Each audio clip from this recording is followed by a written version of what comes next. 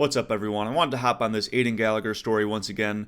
If you remember, this is the trans-identifying athlete competing on the girls' side of high school track and field up in Oregon. Aayden is trending because of this viral video where he is absolutely eviscerating the girls in this preliminary heat. He would go on to win the 200 and 400 final at this specific meet.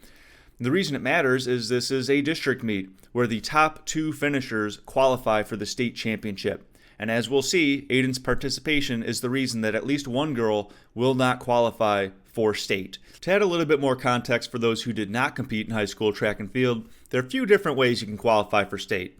The most direct way is to finish top two at your district meet. The next most surefire way is to meet the qualifying standard, which changes year to year. In Oregon, they take the fourth place average of the last 4 state championships. So basically, if you hit a certain time, you will qualify for state. Then beyond that, there are 2 wildcard spots that go to the fastest district times that did not place top 2. And that process is pretty standard for most states. But now let's look at some times. We'll start with the 400, where Aayden won with a time of 54:31, just barely edging out Ellis Heslam with a time of 55:32. If you remember in that Sherwood Need for Speed invitational video I made, Ellis actually won. But here they flip-flopped and both will qualify for state. Unfortunately, in third place, you had Fletcher finish with a time of 1 minute, and the qualifying standard is 57:92. So she will not automatically qualify for state. She will have to hope that she's a wild card spot. But what's so unfortunate is she would have qualified. She would have gotten second. She'd be automatically in. Now she has to hope. And in fourth place, you have Rosemary Sheerin, who also competed at Sherwood Need for Speed. At this meet, she improved her time by 3 seconds, which is absolutely tremendous.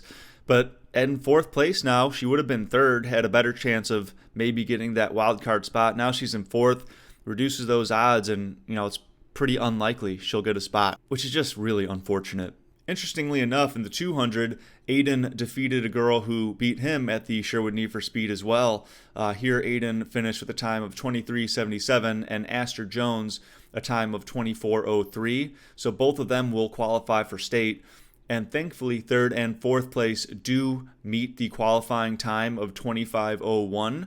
But another consequence of this, Genevieve here in fourth place, if you look back at that Sherwood Need for Speed, she got fourth place there as well. So this is an athlete who should have 2 third-place medals at very prominent track meets who will have none. She will have fourth place. Those are memories that she will never have. Those are medals she will never get.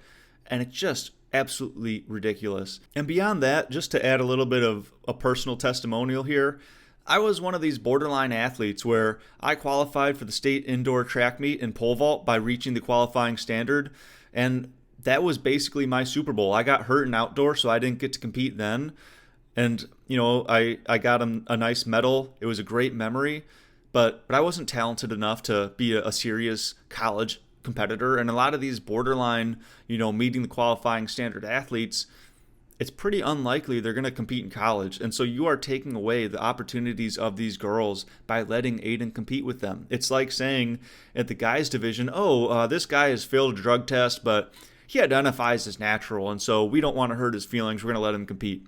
That's what you're saying when you're allowing these trans-identified athletes to compete with the women. It's just unfair for all the biological reasons I stated in my prior video. And look, I'll just add this. Aayden, if you're watching this, or if you're another trans-identified athlete competing with women, have some self-respect and just have some honor. What happened to young men having some dignity? It's like, all right, I'm not good enough to compete with the men. I'm going to try harder. I'm going to work harder.